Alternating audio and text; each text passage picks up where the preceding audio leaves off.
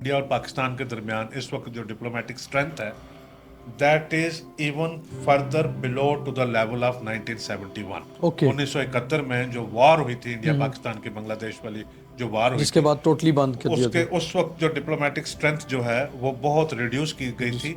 और 71 से बाद आज आप देखें ना, this is even lowest from 1971। Okay. एक साल में क्या बदला, सीधे पहले मेरा यही सवाल। कि टेररिज्म जो है एक बड़ी रियल और लाइव थ्रेट है। उड़ी और पुलवामा के बाद भारत ऑलमोस्ट अपने डिफेंसिव नहीं बल्कि ऑफेंसिव उसमें था। करेक्ट। कि आप टेररिस्ट इंफ्रास्ट्रक्चर को डिमोलिश करने की कोशिश करें, वो पूरा डिमोलिश होता है या नहीं होता है, लेकिन आप अपनी कैपेबिलिटी शो करते हैं कि हम यहाँ पे आकर स्ट्राइक कर सकते हैं। इंडिया पर आपको लगता है कि अभी भी किसी ना किसी किस्म के टेररिस्ट अटैक्स का खतरा उतना ही बना हुआ है? कभी किसी ने कल्पना की थी, सोचा था कि जम्मू कश्मीर के थिएटर से निकलकर तो मुंबई में अटैक हो जाएगा, तो मुंबई में इतना बड़ा अटैक होना, तो इट्स ऑलवेज विद सरप्राइज। और सबसे पहली जब 22 को अटैक हुआ पहलगाम में 22 अप्रैल को, 23 को हमने सबसे पहले इंडस वाटर ट्रीटी जो 60 साल पुरानी थी उसको होल्ड पे कर दिया, एबीएस में कर दिया। पाकिस्तान के अंदर इस वक्त नॉर्थ से लेकर साउथ तक, ईस्ट से लेकर वेस्ट तक एक बहुत बड़ा नैरेटिव है कि इंडिया ने हमारा पानी बंद कर दिया। अब प्रैक्टिकली तो पानी बंद हुआ नहीं है। पाकिस्तान को इंटरनल पब्लिक से या उनके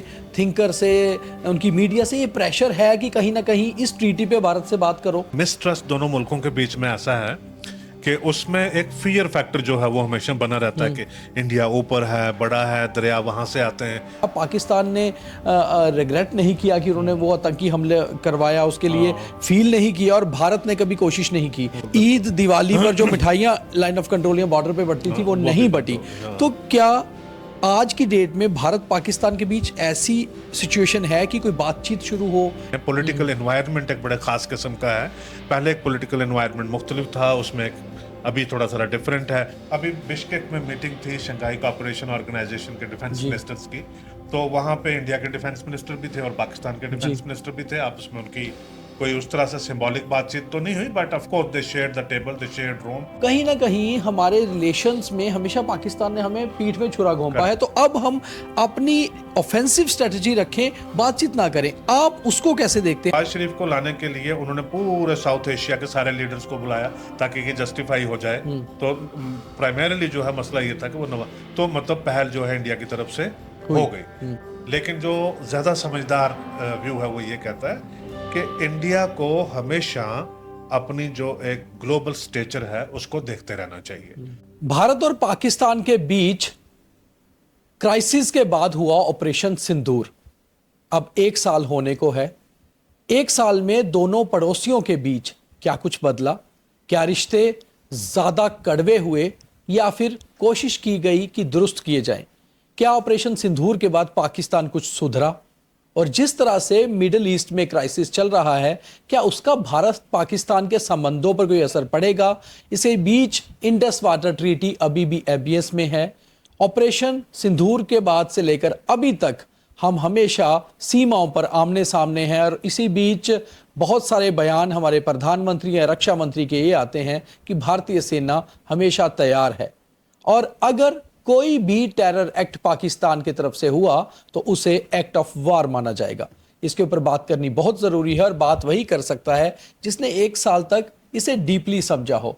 और ऐसे में मेरे साथ एक सीनियर जर्नलिस्ट, और सबसे बड़ी बात है कि थिंकर, एनालिसिस करने में बहुत कम लोग होते हैं जो एक्सपर्ट होते हैं, जफर चौधरी साहब। तो आज डिटेल में बात करते हैं। जफर भैया, बहुत स्वागत है। बहुत शुक्रिया, thank you for your kind words. Thank you. Bharat और पाकिस्तान के बीच ऑपरेशन सिंदूर एक छोटी सी वॉर, जो डिक्लेयर तो नहीं थी मगर अनडिक्लेयर वॉर थी, उसके बाद से 1 साल में क्या बदला? सीधे पहले मेरा यही सवाल। उसकी जो बैकग्राउंड है उसको अंडरस्टैंड करना बड़ा जरूरी है कि जो पहलगाम में इंसिडेंट हुआ, बहुत अनफॉर्चुनेट इंसिडेंट, उसने एक दोबारा से ग्लोबल अटेंशन जो है वो रिन्यू कर दी कि टेररिज्म जो है एक बड़ी रियल और लाइव थ्रेट है।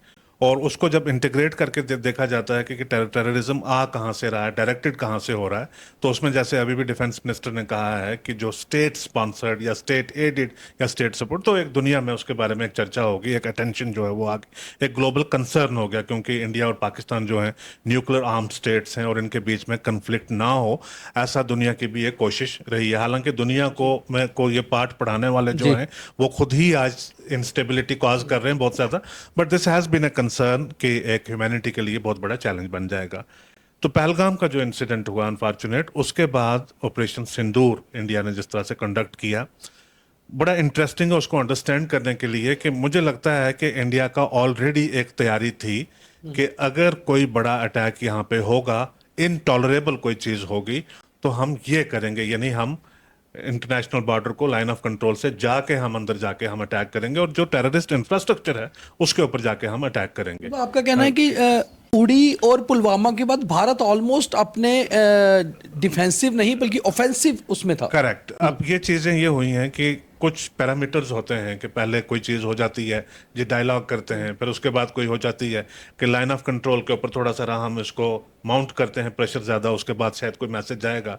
यहाँ पे जो एक जो स्ट्रेटेजिक थिंकिंग है, जो पेशेंस है, वो पीटर आउट हो रही थी। तो उन्होंने कहा कि नहीं, अभी हम क्या करेंगे कि जाके ही वहां पे बताएंगे। तो जो उड़ी के बाद एक स्ट्राइक हुई, उसके बाद जो पुलवामा के बाद एक स्ट्राइक हुई। अब ये जो पहलगाम था, क्योंकि उससे कुछ चीजें ज्यादा तब्दील हुई नहीं थी, जो पाकिस्तान की तरफ से हो रहा था वो पहले से ज्यादा बड़ा ज्यादा हो इंसिडेंट गया, जो है, बड़ा आउटरेजियस, बहुत क्रूअल, बहुत हाँ। क्रूअल, बहुत आउटरेजियस और बहुत क्रूअल हो रहा था। यानी मैं अब, क्योंकि हम तो एक स्ट्रेटेजिक चीज के बारे में बात कर रहे हैं, हम उस एग्जैक्ट इंसिडेंट के ऊपर तो जा ही नहीं रहे। उसके तो बहुत बड़े पहलू हैं कि ह्यूमैनिटी को शर्मसार करने वाला वो इंसिडेंट था सारा। अब ऑपरेशन जो होता है, ऑपरेशन सिंदूर, वो पूरी दुनिया को एक इंडिया की जो डिफेंस स्ट्रेटेजिक कैपेबिलिटीज हैं, थिंकिंग है, प्लानिंग है, उसके बारे में वो पूरी दुनिया को बताता है कि जिस तरह से जो टेररिस्ट जो हेडक्वार्टर्स हैं, वहाँ पे ट्रेनिंग कैंप्स हैं, जैसे मुरद के जैसी जगह, बहावलपुर जैसी जगह, जो 20 साल से 30 साल से एक पब्लिक डिस्कशन में है कि यहाँ पे ट्रेनिंग होती है, यहाँ पे ये लोग रहते हैं, ये इनके हेडक्वार्टर्स हैं। वहाँ पे जिस प्रिसीशन के साथ जाके अटैक हुआ, वो अपने आप में एक बहुत बड़ा मार्वल ऑफ मिलिट्री ऑपरेशन, या जो एक स्ट्रेटेजिक थिंकिंग, या एक जॉइंट जो एक ऑपरेशन का जिस तरह से एक सक्सेस हो सकता, वो वहाँ पे उन्होंने किया। आपका इंपॉर्टेंट सवाल ये है कि उस ऑपरेशन के बाद जो है क्या कुछ बदला, क्या कुछ बदला है। क्या कुछ बदलने में उस ऑपरेशन का मतलब ये था कि आप टेररिस्ट इंफ्रास्ट्रक्चर को डिमोलिश करने की कोशिश करें, वो पूरा डिमोलिश होता है या नहीं होता है, लेकिन आप अपनी कैपेबिलिटी शो करते हैं कि हम यहाँ पे आकर स्ट्राइक कर सकते हैं। वो एक वार्निंग होती है कि आप दोबारा ऐसा कुछ मत करना, वरना हम इससे भी ज्यादा कुछ करेंगे। टू दैट एक्सटेंट अब इंडिया की एक बड़ी डिक्लेयर्ड पॉलिसी है कि अब कोई इंसिडेंट होगा तो we will go much deeper, will go much deeper. तो पहलगाम से लेकर अभी तक उस स्केल का, या उससे मतलब 10%, 5% उस स्केल का भी जो है कोई इंसिडेंट नहीं हुआ है। लेकिन पाकिस्तान की capability to engage in terrorism, Pakistan की कैपेबिलिटी स्टेट एक्टर्स की भी और नॉन स्टेट एक्टर्स की भी, उसमें कोई बहुत बड़ा फर्क आया हो, या उसमें कोई बहुत बड़ा एक जो पॉलिसी शिफ्ट आई हो, वो मुझे कोई ज्यादा बहुत ज्यादा नजर नहीं आ रही। तो हमारे लिए एक जो टेररिज्म के साथ डील करने के लिए एक जो चैलेंज है, एक डेंजर है, वो मेरे ख्याल से आज भी उसी लेवल का बना होगा जिस लेवल का वो लास्ट ईयर था। उसमें कोई तब्दीली ज्यादा नजर नहीं आ रही। आप चीजों को बहुत एनालाइज करते हैं और जैसे आपने कहा कि ज्यादा तब्दीली नजर नहीं आ रही, तो ऐसे में हम ये मानकर चलें कि जो हमने ऑपरेशन सिंदूर किया और उसके बाद हमने पूरी दुनिया को, हमारे डेलीगेट्स गए, हमने बताया कि क्यों किया, इसका मतलब पाकिस्तान पर उसका कोई असर नहीं हुआ। उसमें दो चीजें हैं कि भी एक है ना, वो था operation Sindoor was a deterrence ji. उससे पता चल जाता है कि अगर हम कुछ करते हैं तो उसके जो कॉन्सिक्वेंसेज हैं वो किस लेवल के हो सकते हैं। मैं बात कर रहा हूं अब जो है, वो बात कर रहा हूं इंटेंशन की, कि क्या आपने माइंडसेट पूरा चेंज कर दिया कि हम करेंगे ही नहीं। तो वो माइंडसेट जो है, आपने बहुत सारे बयानात देखे होंगे, बहुत सारी एक्टिविटीज देखी होंगी, बहुत सारी चीजें, तो वो माइंडसेट वहीं रहता है, क्योंकि वहां से कोई इस किस्म की कमिटमेंट नहीं आई कि नहीं ये बहुत बड़ी बात हो गई थी, अब इसके बाद हम दोबारा नहीं करेंगे, वो चीज नहीं हुई। तो कैपेबिलिटीज जो हैं वो इस वक्त लो हो सकती हैं, जो उनका internal level of threat India के कॉन्सिक्वेंसेज की वजह से वो लो हो सकता है। That has gone of completely. क्या उन्होंने उसको एज ए पॉलिसी छोड़ दिया है, या टेररिस्ट ने वाइंड अप कर दिया है? मिलिटेंट लोगों ने ये सोचा है कि अब हम पीस प्रोसेस में एंगेज होंगे, ये नहीं करेंगे, तो वो मेरे ख्याल से हुआ नहीं है। वो चीज अभी भी एग्जिस्ट करती है। इंडिया पर आपको लगता है कि अभी भी किसी ना किसी किस्म के टेररिस्ट अटैक्स का खतरा उतना ही बना हुआ है एक साल बाद भी? अब देखिए, बड़े फेजेस आते हैं ना बीच में। जैसे हमारा एक फेज था, फॉर एग्जांपल 1990s का जो फेज था, उसमें लोगों ने बहुत कुर्बानियां दी, बड़ी तरीके के साथ लड़के एक ऐसा पीस की फजा जो है वो डेवलप की। 2002-03 से लेकर 2008-07-08 तक अब आप देखें कि ऐसा सिचुएशन नजर आ रही थी कि लोग भूल ही गए थे बिल्कुल। कि कोई टेररिज्म नाम की भी चीज चीज़ है, है। एक बड़ा एक अमन और आश्ती का माहौल जो वो बना हुआ था।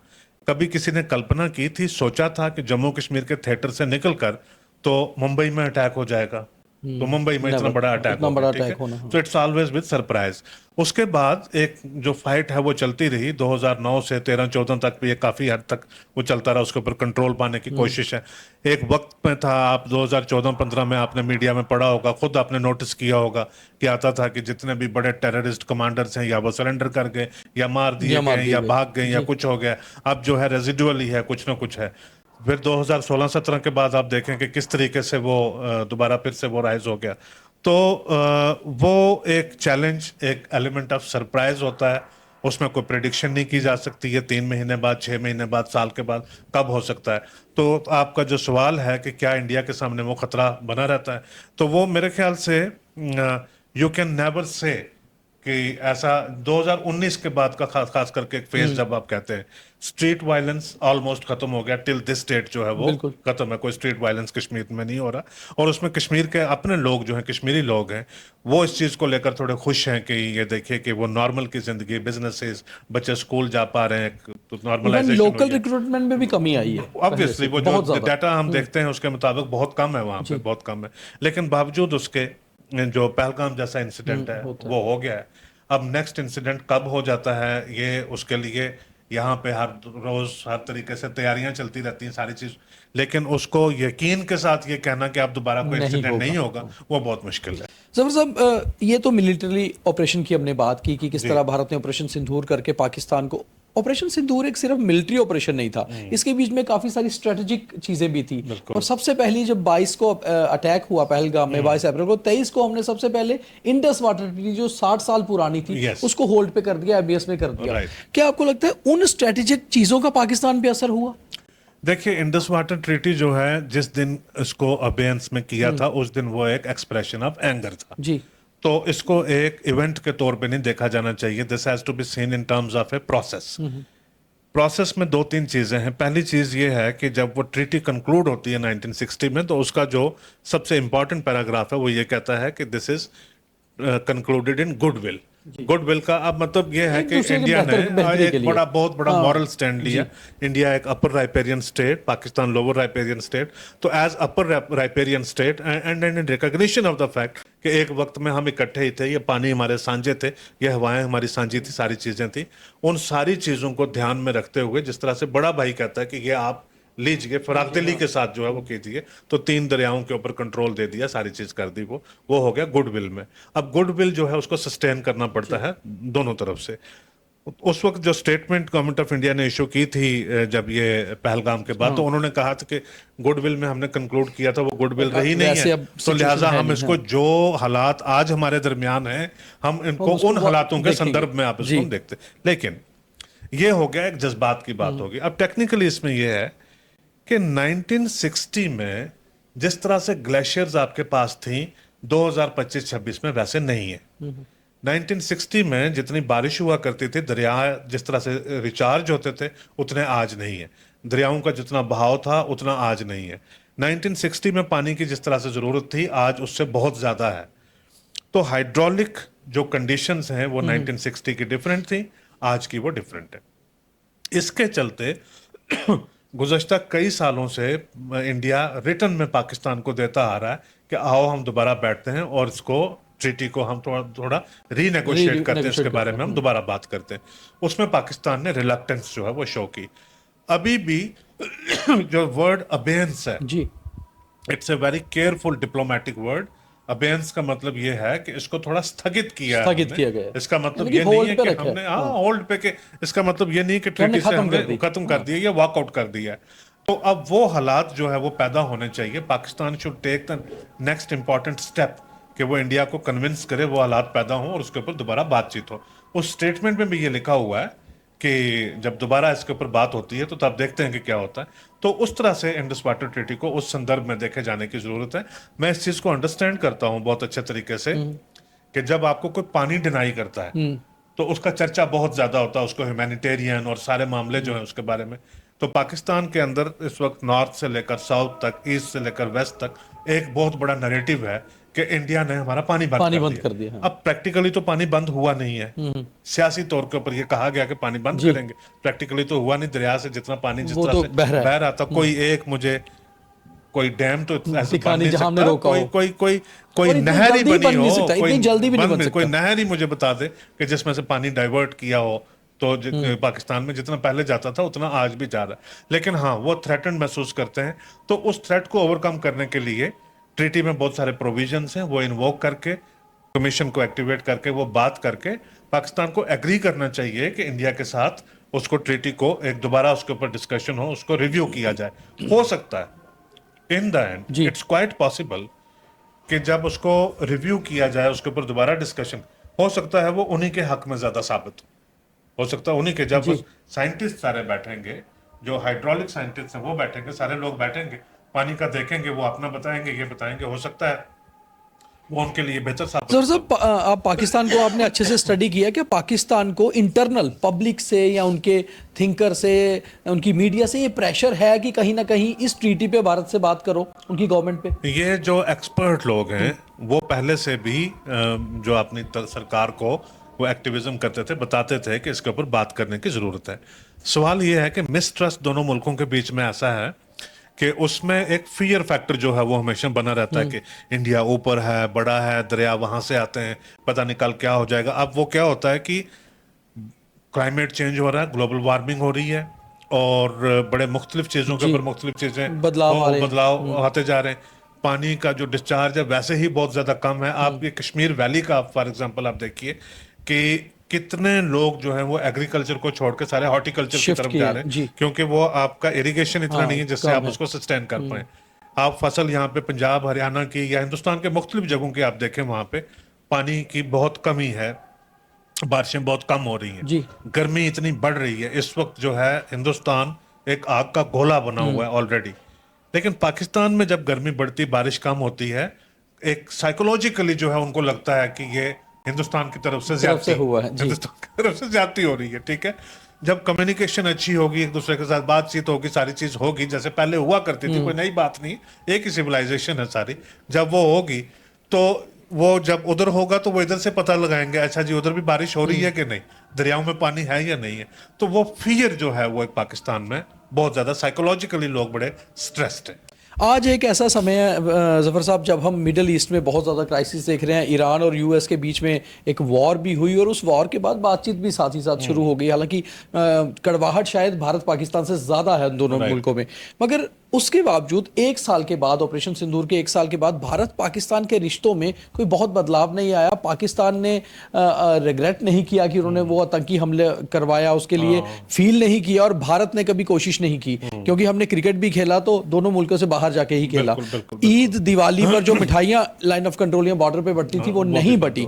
तो क्या आज की डेट में भारत पाकिस्तान के बीच ऐसी सिचुएशन है कि कोई बातचीत शुरू हो या वापस कोई ट्रैक 2 ट्रैक 3 कहीं ना कहीं की, so that at least situation better करने के लिए, या अब भारत अपने स्टैंड पर है, पाकिस्तान उसके सामने नहीं आ रहा? देखिए, जो हम बैकग्राउंड देखते हैं, पास्ट हिस्ट्री देखते हैं कि हमारे दरमियान वार्स हुई हैं, जंगें हुई हैं, और उसके बाद भी जो है आपस में एंगेजमेंट, बातचीत हुई है, सारी चीजें हुई हैं। मैं ये देख रहा था कि 1947-48 जो है पूरा साल जंग रही है, फिर उसके बाद यूएन मेडिएटेड सीज फायर हुई, सारी चीजें हुई। उसके बाद आप देखें कि नेहरू साहब ने पाकिस्तान के दौरे किए हैं, वहाँ पे वो लोगों से मिले हैं, ओपन गाड़ियों में वहाँ पे वो घूमे हैं, और वहाँ पे तो जिन्ना तो जल्दी गुजर गए थे, लेकिन वहाँ के लियाकत अली जो है वो यहाँ पे इंडिया में आते रहे, प्राइम मिनिस्टर थे। मैं एक चीज़ पढ़ रहा था, तो मैंने देखा कि 1953 में फॉर एग्जांपल 9 अगस्त 1953 को शेख अब्दुल्ला साहब को अरेस्ट किया जाता है यहाँ पे कश्मीर में। उस हिसाब से पाकिस्तान के लिए वो बहुत बड़ा एक इशू जो है वो होना चाहिए था। 17 अगस्त को 5 दिन के लिए लियाकत अली जो है वो दिल्ली में आए हुए थे, और उनको नेहरू ने पर्सनली जाके रिसीव किया था। अब सुनने वाले ये कहेंगे कि नेहरू, लियाकत, शेख, तो ये तो सारी चीजें, हिंदुस्तान तो वही है ना, हिंदुस्तान वही है, यहाँ की जमीन वही है, यहाँ की आबो हवा वही है, लोग वही हैं, तारीख वही है, एक ही सिविलाइजेशन है, इंडियन सिविलाइजेशन है, उसी के सारे लोग हैं। अब ये बीच में बहुत सारे इश्यूज बने हैं। पॉलिटिकल एनवायरनमेंट एक बड़े खास किस्म का है। पहले एक पॉलिटिकल एनवायरनमेंट मुख्तलिफ था, उसमें अभी थोड़ा सा डिफरेंट है। वो मुख्तलिफ इस तरह से था, वो भी हिंदुस्तान के लोग थे, आज भी हिंदुस्तान के लोग हैं। वो ये था कि वो एक प्रैक्टिकल एक एक्सपेरिमेंट इस तरह से वो करते थे, कोई बड़ी चीज हो जाती थी वो कहते थे कि बात करके देखते हैं शायद चीजें बेहतर हो जाएंगी। अभी ये आए तो इन्होंने देखा कि इन्होंने जब पिछला रिकॉर्ड चेक किया, इन्होंने देखा बात हुई, उससे कुछ हुआ, इन्होंने कहा कि हम एक नया एक्सपेरिमेंट करेंगे, हम नहीं करेंगे बात। तो वो उधर से वहां से भी जो है स्ट्रेटेजीज कुछ इसी तरह से वो चल रही हैं। लेकिन इवेंचुअली जैसे क्रिकेट अपने आप में सिंबॉलिक है, जी। और बेशुमार चीजें मैंने देखा है कुछ फिल्मों में, फॉरेन लैंड्स में इंडियन और पाकिस्तानी आर्टिस्ट ने एक कोलैबोरेट साथ किया काम है, किया है। कुछ म्यूजिक वीडियोस में लोगों ने कोलैबोरेट किया है। आप बाहर चले जाते हैं, अगर आप यूरोप में चले जाएं, आप अमेरिका में चले जाएं, आप इंडियंस और पाकिस्तानी यूनिवर्सिटीज में और डिफरेंट इंस्टीट्यूशंस में काम काज की जगह पे आपस में काम कर रहे होते हैं। आप यहाँ पे मिडिल ईस्ट में चले जाएं, जहाँ पे इस वक्त जंग का माहौल है सारा, दुबई में, अबू धाबी में, यहाँ पे चले जाएं, तो वहाँ पे आपको इट्स मोर लाइकली कि आपको, जो आप अगर जब बाहर जाते हैं वहां पे, आपको एक शेख मिलेगा, उसके बाद आपको दूसरा हिंदुस्तानी मिलेगा, तीसरा भी हिंदुस्तानी मिलेगा, चौथा जी। पाकिस्तानी मिलेगा, पांचवा भी पाकिस्तानी मिलेगा, छठा श्रीलंकन मिलेगा, आठवां बांग्लादेशी मिलेगा, फिर उसके बाद जाके एक शेख मिलेगा शेख आपको। मिलेगा। ठीक है। तो तो मिक्स मिक्सचर वो ऑफ यही कल्चर्स, लोग हाँ, जो मिक्स हैं, ऑफ हमारे कल्चर्स, ही लोग जो हैं, बिल्कुल। वो वहां पे जाके बैठे हैं। अब जहाँ पे है प्रैक्टिकल चीज की, उसमें क्या है कि डायलॉग के डिफरेंट लेवल्स होते हैं कि जी। Prime minister, defence ministers, home ministers, ये आपस में फॉरेन मिनिस्टर्स वो मिले। वो कड़वाहट अभी बहुत ज्यादा चल रही है। चल रही है। अभी 2-3 दिन पहले मतलब हमारे एंगेजमेंट्स के मल्टीपल सिस्टम्स होते हैं, जैसे बायलैटरल प्लेटफॉर्म्स होते हैं, मल्टीलैटरल प्लेटफॉर्म्स होते हैं, ग्लोबल प्लेटफॉर्म्स होते हैं। तो बायलैटरल तो कुछ नहीं चल रहा है। अभी बिश्केक में मीटिंग थी शंघाई कोऑपरेशन ऑर्गेनाइजेशन के डिफेंस जी। मिनिस्टर्स की, तो वहां पे इंडिया के डिफेंस मिनिस्टर भी थे और पाकिस्तान के जी। डिफेंस मिनिस्टर भी थे। आपस में उनकी कोई उस तरह से सिंबॉलिक बातचीत तो नहीं हुई, but of course they shared the table, they shared room, अच्छा फोटोग्राफ वगैरह आ गया। और हमारे डिफेंस मिनिस्टर राजनाथ सिंह ने वहां पे तकरीर की। उस तकरीर में उन्होंने, मैंने देखा कि बहुत संयम के साथ, बड़े सिविलाइज तरीके के साथ उन्होंने टेररिज्म कैसे ग्लोबल चैलेंज है उसके बारे में बात की। बात रखी है। उन्होंने पाकिस्तान को, क्योंकि वो वहां पे, पाकिस्तान भी वैसे ही एक मेंबर था जैसे इंडिया एक मेंबर था, उन्होंने पाकिस्तान के ऊपर डायरेक्ट अटैक नहीं किया। उन्होंने ये कहा कि जो स्टेट स्पॉन्सरशिप ऑफ टेररिज्म है उसके ऊपर पूरी दुनिया को स्टैंड लेना पड़ेगा। तो वो सबको पता है कि स्टेट स्पॉन्सरशिप कहाँ कौन से है। करता है, कैसे करता है, वो सबको पता है। तो उन्होंने बड़े सिविलाइज्ड और बड़े एक रिस्पॉन्सिबल तरीके के साथ वहां पे उन्होंने तकरीर की। अब मौजूदा जो सूरत हाल है वो ये है कि हमारा जो बायलैटरल एंगेजमेंट है पाकिस्तान के साथ, वो कंप्लीटली सस्पेंडेड। सस्पेंडेड है, बिल्कुल। हमारा डिप्लोमेटिक जो एंगेजमेंट किसी भी दो मुल्कों के बीच में होती है, वो इंडिया और पाकिस्तान के दरमियान इस वक्त जो डिप्लोमेटिक स्ट्रेंथ है, that is even further below to the level of 1971। Okay. 1971 में जो वॉर हुई थी इंडिया पाकिस्तान की, बांग्लादेश वाली जो वॉर हुई जिसके थी, बाद टोटली बंद कर दिया उसके था। उस वक्त जो डिप्लोमेटिक स्ट्रेंथ जो है वो बहुत रिड्यूस की गई थी। और 71 से बाद आज आप देखें ना, this is even lowest from Than that, 1971। okay. तो वो आप जो level of relationship between the two countries, आप उस डिप्लोमेटिक स्ट्रेंथ से जो है वो आप मेजर कर सकते हैं। किन्हीं भी दो मुल्कों के बीच आपस में क्या दोस्ती है, क्या उनके बीच में ताल्लुकात हैं, क्या एंगेजमेंट है, वो आप डिप्लोमेटिक स्ट्रेंथ से जो है वो मेजर कर सकते हैं। एक वक्त होता था 150, 200 लोग जो लगातार करते थे। बातचीत हुआ करती आज थी, हाँ। 30 के करीब लोग जो हैं, और वो हाई कमिश्नर नहीं है, चार्ज डी अफेयर हैं दोनों मुल्कों में, वो वहां तक हो गई है। तो लिहाजा डिप्लोमेटिक नहीं है। अब उसके बाद जो गवर्नमेंट टू गवर्नमेंट बायलैटरल जो है वो किसी लेवल के ऊपर नहीं है।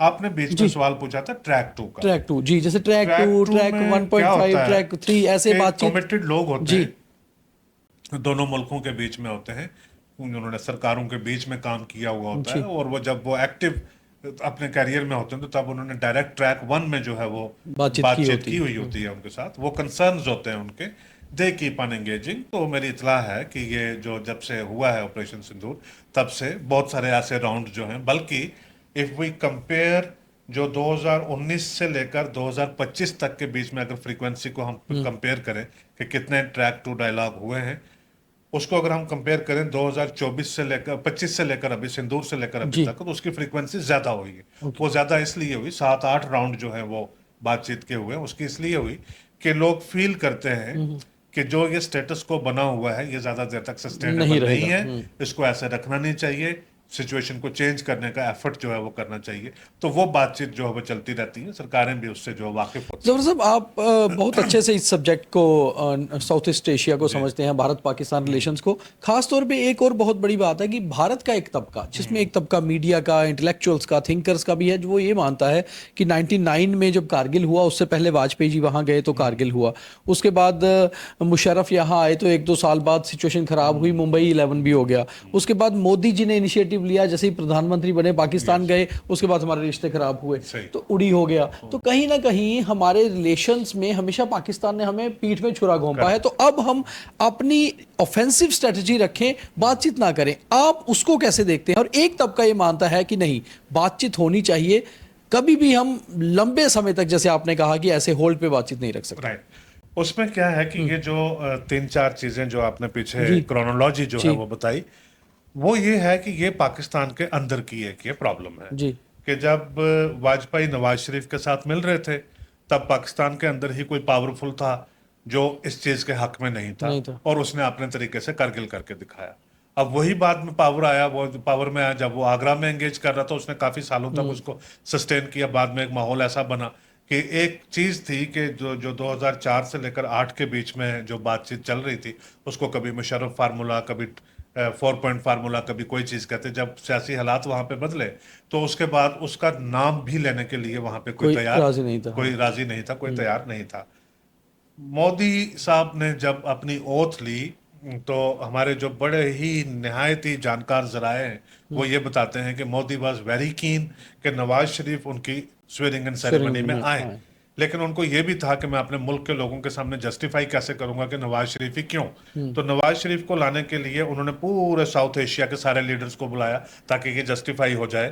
तो प्राइमरीली जो है मसला ये था कि वो तो मतलब पहल जो है इंडिया की तरफ से हो गई। और उसके बाद वो अचानक से वो चले जाते हैं लाहौर में 2015 दिसंबर अफगानिस्तान में, से आते आते और जनवरी 2016 में उसके 8 दिन के अंदर अंदर पठानकोट में पठानकोट attack हो हुआ। जाता है। उसका मतलब ये है कि कुछ लोग ऑब्जर्व कर रहे थे वहां पे बैठ के नवाज शरीफ की और मोदी की आपस में करीबी को, जो चीज उनको मंजूर नहीं थी, तो उन्होंने पठानकोट करके दिखाया कि जी ये हमें मंजूर मंजूर नहीं। नहीं है। लेकिन इंडियन साइड ने उसको बहुत ही मेजर्ड तरीके से, बहुत ही संयम के साथ जो है उसके मैटर के साथ भी डील किया, बल्कि उनको आने दिया। उनको आने भी दिया आप, उसमें। आप आइए यहाँ पे, वो उसको आकर इन्वेस्टिगेट कर ना। अब आपका सवाल है कि ये सारी चीजें हमारे सामने हुई बीती, ये सारी हो गई हैं, क्या हम अब भी अभी भी इसी तरह से? जो डोमिनेंट व्यू हमारे मुल्क में वो ये है कि नहीं, लेकिन जो ज्यादा समझदार व्यू है वो ये कहता है कि इंडिया को हमेशा अपनी जो एक ग्लोबल स्टेचर है उसको देखते रहना चाहिए।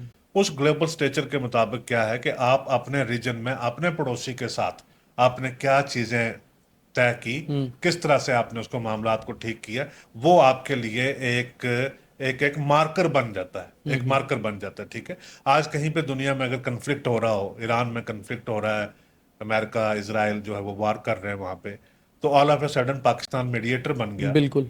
हमारे लिए बहुत ज्यादा प्लेजेंट सिचुएशन ये नहीं है, लेकिन दुनिया सारी आज पाकिस्तान की बात कर रही है कि Pakistan as a global diplomat बात कर रहे, हम उसको अवॉइड तो नहीं ना कर सकते, ये चीज हो रही है हमारे सामने। India has a far far bigger जी। स्टेचर। ठीक है, तो वो इंडिया अगर मैटर रिजॉल्व करता, सेटल करता पाकिस्तान के साथ या जहां जहां पे भी है, उससे इंडिया का स्टेचर बढ़ेगा। दैट्स नंबर वन, कि डिप्लोमेटिकली, पॉलिटिकली, मॉरली आप आपको अपने आप को दुनिया में कहाँ रखते हैं आप, वो चीज तब्दील हो सकती है। दूसरी चीज ये है कि हमारा जो स्ट्रेटेजिकली हमारा जो इकोनॉमी के सारे मामले हैं, उसके लिए हमारी एक जो लंबे वक्त तक हॉस्टिलिटी है वो इंडिया के इंटरेस्ट में नहीं है। जी। पाकिस्तान एक छोटा मुल्क है, पाकिस्तान की जो एम्बिशंस हैं वो बड़ी लिमिटेड हैं, उसकी जो रीच है वो बड़ी लिमिटेड है। इंडिया एक बहुत बड़ा मुल्क है, और इंडिया के बहुत बड़े जो है वो ग्लोबल जो एंगेजमेंट्स हैं वो उस तरह से हैं। आज हम सेंट्रल एशिया में नहीं जा सकते क्योंकि हम पाकिस्तान में नहीं दाखिल होना चाहते। पाकिस्तान से अफगानिस्तान में जाएंगे, वहीं से सेंट्रल एशिया में हमें एक्सेस मिलेगा, अपनी चीज़ें हमने बेचनी है, वहाँ से लानी है, वहाँ पे नहीं। एनर्जी का आपने देख लिया, ऑयल का, गैस का, वो आपने सारा देख लिया। चाबहार पोर्ट में हम काम कर रहे थे, पाकिस्तान को बाईपास करके हम वहाँ से, चाइना ने अपना डीप सी पोर्ट जो है वो गवादर में बना लिया, उसको हम मैच करने के लिए चाबहार में कर रहे थे, वहां पे कन्फ्लिक्ट हुआ, बल्कि अमेरिका की वजह से पहले से हमें जो है एक सिचुएशन वहां पे बन गई। तो अगर ये रास्ते हमारे जो हैं वेस्ट की तरफ अगर हमने देखना, तो eventually we can sort out our things with with Pakistan. Pakistan. और आज ये है कि इंडिया के पास एक हाईली एडवांटेजियस पोजीशन है। जी, तो जब आप किसी के साथ नेगोशिएट करते हैं फ्रॉम द मतलब पॉइंट हमारा ऑफ अपर स्ट्रेंथ, हैंड है अपर इन चीजों में। हैंड, जी, उस पोजीशन ऑफ स्ट्रेंथ से, पोजीशन ऑफ एडवांटेज से करते हैं, तो वो शायद अपने लिए बेहतर भी जो है वो साबित हो सकता। तो so I am one among those people जो ये कहते हैं कि टेररिज्म अनएक्सेप्टेबल है। ये सारी चीजें हमारी सॉवरेनिटी के ऊपर अटैक जो है अनस्टेबल, वो अनएक्सेप्टेबल है। लेकिन हम में ये कैपेबिलिटी है कि हम पाकिस्तान के अंदर जाके इन चीजों को कंट्रोल करवा सकते हैं। पर आपको लगता है जिस तरह की स्ट्रांग गवर्नमेंट इंडिया में आज है, प्रधानमंत्री मोदी एक वर्ल्ड लीडर के रूप में इमर्ज हुए हैं, हमारे होम मिनिस्टर बहुत स्ट्रांग हैं, डिफेंस मिनिस्टर, हमारे एनएसए, उस पोजीशन में अब भारत अपनी यहाँ की जो हमारी गवर्नमेंट है, क्या वो यहाँ की पब्लिक को ये बताना चाहेगी कि हम पाकिस्तान के साथ एंगेज हो रहे हैं, या आपको लगता है कि ज़रूरत है और एंगेजमेंट होगी तो लोग भी शायद एक्सेप्ट करेंगे? जब आप कहते हैं ना किसी को स्ट्रांग लीडर, तो उसका स्ट्रांग का मतलब ये होता है कि they possess that kind of influence, authority, कि वो सोच समझ के जब कोई बात अपने लोगों को कहें, लोग कहें कि जी ठीक है, एग्री करते हैं। एग्री करते हैं कि आप ये ठीक कर रहे हैं। तो वो तभी मैं कह रहा हूं कि इस वक्त इंडिया में वो स्ट्रेंथ है। फॉर एग्जाम्पल मनमोहन सिंह थे 10 साल प्राइम मिनिस्टर। जिस तरह से आप मोदी को स्ट्रांग डिस्क्राइब करना चाहते हैं, अमित शाह को करना चाहते हैं, जयशंकर को, उस तरह से आप मनमोहन नहीं सिंह को करते नहीं करते जी। थे, या उनकी कैबिनेट में जो लोग हैं उनको नहीं करते थे। उसकी दैट वाज द रीजन कि मनमोहन सिंह बतौर प्राइम मिनिस्टर 10 साल उनके ये ख्याल में रहा कि वो पाकिस्तान जाना चाहते थे। जाना चाहते थे, तो अपने जा नहीं पाए। जो खास करके उनकी जो बर्थ प्लेस है हाँ, वो वो वहां तो पे, वहां भी थी जी। उनको ये खतरा था कि मैं चला जाऊंगा तो ये मुल्क जो है पता नहीं मुझे छोड़ेगा कि नहीं, हालत क्या होगी। मोदी तो उन्होंने तो मिड एयर डिसाइड किया, वो तो हाँ, वहां पे अफगानिस्तान से आते हुए। अफगानिस्तान से आते हुए तो उनका तो प्रोग्राम पर वो तो मिड एयर डिसाइड की। स्ट्रांग का ये मतलब होता है ना कि you are capable of doing things, तो आप चीजें वो कर सकते हैं। आप जब पाकिस्तान के साथ उनको you make them to agree कि टेररिज्म को कंट्रोल करना सिर्फ हमारे ही हक में नहीं है, आपके हक में भी है। आपका मुल्क टेररिस्ट फ्री हो जाए, वो हमारे ही हक में नहीं है, वो आपके हक में जो है वो ज्यादा है।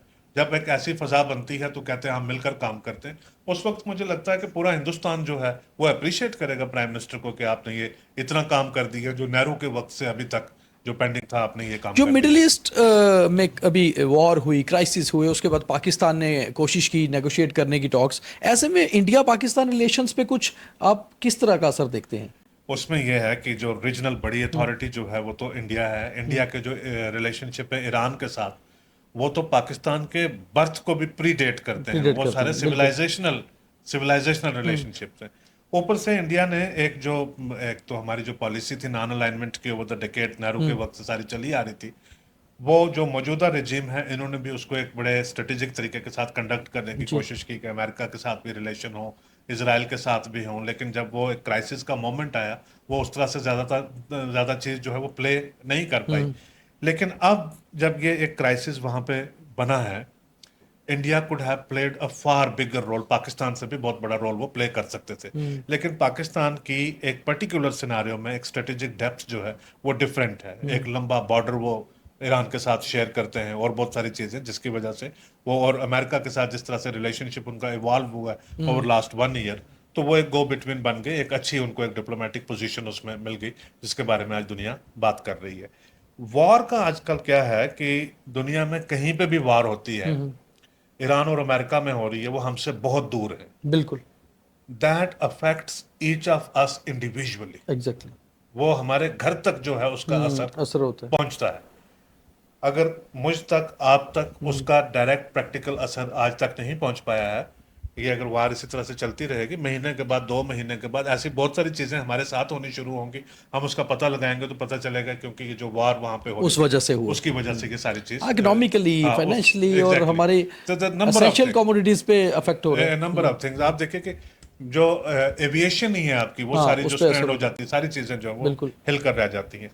उस सूरत में जो इंडिया का एक रोल बनता है वो एक बहुत बड़ा बनता है। लेकिन वो पाकिस्तान को फैक्टर इन करके जो है इंडिया एक बड़ा ग्लोबल मीडिएटर जो है बन सकता है। लेकिन हमारे मुल्क में एक अनफॉर्चुनेटली एक ऐसा पॉलिटिकल एक एक डिसएडवांटेजियस एक पैटर्न एक ऐसा बना हुआ है कि यहाँ पे इलेक्शन खत्म नहीं होते।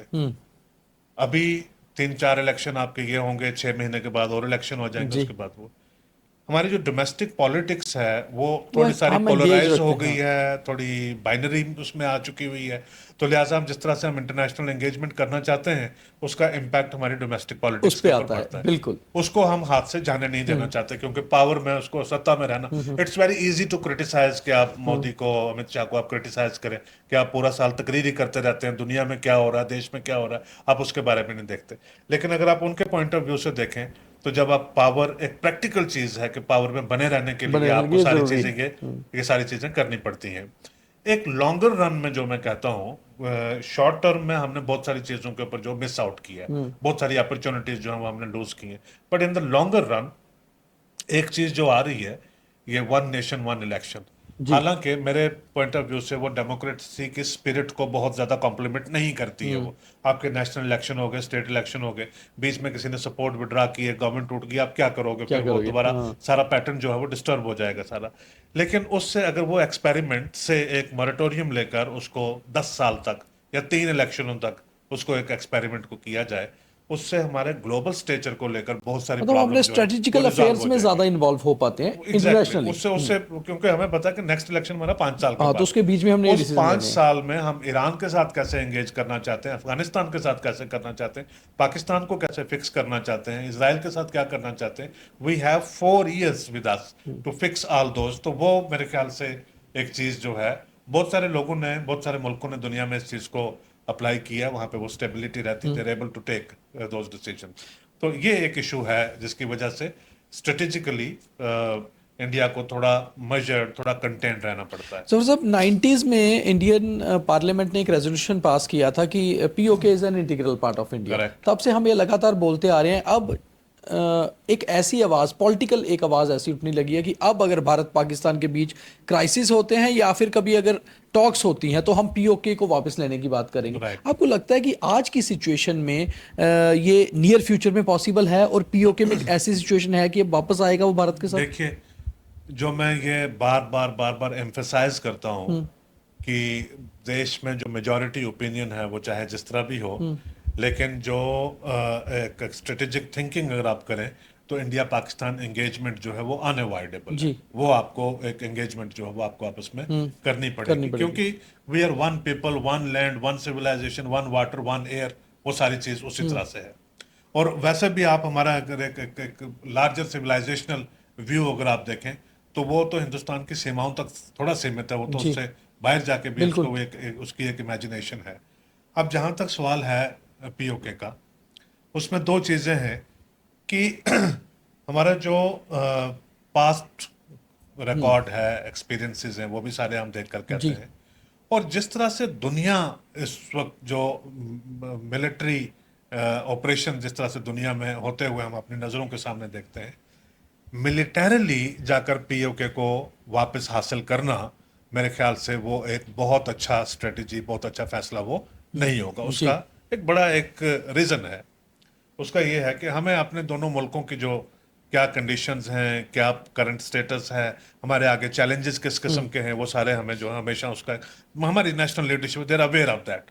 तकरीर एक अलग चीज़ होती है, स्ट्रेटजी एक अलग चीज़ होती है।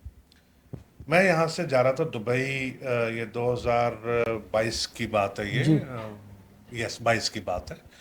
तो 3-4 लोग हमारे साथ और भी थे, वो बड़े मतलब टॉप, मतलब जिन्होंने मुल्क चलाए होते हैं उस लेवल के ऊपर, यस एग्जैक्टली। तो होते तो हम आपस में यहाँ से बात करते करते जा रहे थे। उस दिन रशिया कह रहा था कि मैं यूक्रेन पे अटैक करने वाला हूँ। ओके, ठीक है, तो रात भर ये सारी फरवरी बात चल रही। 2022 की बात है, हाँ, बिल्कुल। तो सुबह 9 बजे की हमारी फ्लाइट थी, आपस में बात करते करते गए। मेरा तो शायद एक्सेस टू पॉलिसी और ये सारी चीज उतना नहीं होगा जितना उन लोगों का रहा होगा। मैं उनकी ओपिनियन आपको बता रहा हूँ, मेरी ओपिनियन को रहने दे, मैं उनकी बता रहा हूँ। तो वो कहते हैं कि जी ये तो अव्वल तो नहीं होगा, तो कहते कि अगर होगा तो कहते जब तक हम दुबई से वापस आते तब तक ही निपट चुका होगा। राइट, आज उसको 4 साल हो गए। अभी भी वैसे ही चल रहा है। 4 साल हो गए और वो वार वहां पे वो चल रही है। और वो बड़ी एसिमेट्रिकल, बड़ी अनइक्वल वार है वो। यूक्रेन एक बहुत छोटी ताकत है, रशिया एक बहुत बड़ी बहुत पावर बड़ी बात है। रशिया बहुत बड़ी पावर है, लेकिन यूक्रेन की स्ट्रेटेजिक डेप्थ ये है कि उसके पीछे यूरोप नेटो, यूरोप की अच्छा काफी वो सारी आपस में कंट्रीज हैं। डिसइंटीग्रेट हो गए, वो सारे आपस में टूट गए, वो कहते हैं कि यार ये किसी की जंग है, उसमें जाकर हम कैसे लड़े। एक एग्जाम्पल आपके सामने ये है। दूसरी एग्जाम्पल ये है कि ईरान के ऊपर 45 साल से अमेरिकन सैंक्शन लगी हुई है, इंटरनेशनल बिजनेस नहीं कर सकता, कुछ नहीं कर सकता। अमेरिका ने अटैक किया, उनका सुप्रीम लीडर को रात को ही मार डाला, उनके कितने लीडर, आर्मी चीफ बेशुमार। आज क्लियरली नजर आ रहा है कि America is looking for an escape route, an escape route कि एंड कोई टू तरीका नेगोशिएट द मिले, वॉर। कोई तरीका मिले, सिर्फ लोग ये ना कहें कि हम हार के हार निकले। गए, हाँ। तो हम निकले। वो स्ट्रेट ऑफ हॉर्मुज जो है उसको मतलब महीने के लिए ईरान ने बंद किया, तो पूरी बिल्कुल। दुनिया में जो है वो काफी हाहाकार उसकी मच गई। तो जैसे प्राइम मिनिस्टर मोदी ने यूक्रेन के केस में कहा था कि this is not an era of war, जी। राइट। तो we have to be capable of defending our self, कि भी हम पे कोई ना थोपे, लेकिन वो वॉर के लिए इंडिया जाए और उस टेरिटरी को वापस हासिल करे, वो मेरे ख्याल में हिंदुस्तान के हक में नहीं होगा। उसके लिए आप एंगेज करके उस स्थिति को आप तब्दील कर सकते हैं, बेटर कर सकते बेटर कर सकते हैं। उसको एंगेज करके जो है आप अपना जो स्ट्रेटेजिक गोल है, आप उसको, आपका एक जो एक नेशनल इमेजिनेशन है, उसको एंगेज करके आप उसको हासिल करने की स्थिति में आप ज्यादा बेहतर है, rather than going for the war. हैं। जहाँ से मैंने स्टार्ट किया था, मेरा आखिरी सवाल भी वहीं से होगा और उसी के थोड़े कॉन्टेक्स्ट में कि भारत और पाकिस्तान के बीच में ऑपरेशन सिंदूर होता है, क्राइसिस आते हैं और एक साल के बीच में हम देखते हैं कि साउथ ईस्ट एशिया में छोटी छोटी कंट्रीज में बदलाव होता है। बांग्लादेश में क्राइसिस होते हैं, नेपाल में क्राइसिस होते हैं और आज हम एक साल के बाद जब फर्स्ट एनिवर्सरी ऑपरेशन सिंदूर की मना रहे हैं, तो कितना बदला साउथ एशिया, स्ट्रेटेजिक अफेयर्स, चीजें कितनी बदली एक साल में? नहीं, जो अनसर्टेनिटी है ना वो दुनिया में थोड़ी वो ज्यादा होती जा रही है, पहले से वो ज्यादा होती जा रही है। देखिए लास्ट सेंचुरी का अगर हम देखें तो first world war, second world war और इसके दरमियान का जो वक्त था सारा, उसमें हमारी ही जो पहली जनरेशन है सारी, each one of us has suffered in some or the other way. लोगों ने बहुत, पूरी दुनिया में, जापान से लेकर अमेरिका तक, मतलब अमेरिका ने तो जंग की वैसे, पूरी दुनिया में लोगों ने कुर्बानियां देके एक ऐसा वर्ल्ड ऑर्डर जो है वो इस्टेब्लिश किया which was against wars, right. फिर वर्ल्ड इंस्टीट्यूशंस बने, यूनाइटेड नेशन बना और बहुत सारे इंस्टीट्यूशंस बने इस चीज को इंश्योर करने के लिए कि अब जंगें ना हो।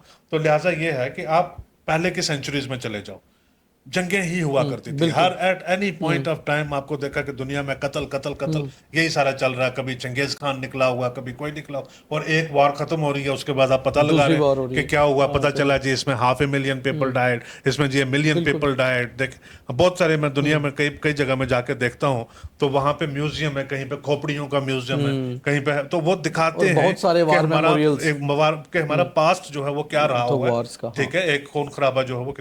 तो उसको दुनिया में जितने भी समझदार लोग हैं उन्होंने मिलकर एक वर्ल्ड ऑर्डर बनाया कि नेशन स्टेट्स होंगी, उनकी अपनी बाउंड्री होंगी, कुछ इंटरनेशनल कानून होंगे, कुछ इंटरनेशनल जो है वो तौर तरीके होंगे, एक कल्चर होगा जिसके मुताबिक हम ऑपरेट करेंगे, हम जंगें नहीं करेंगे।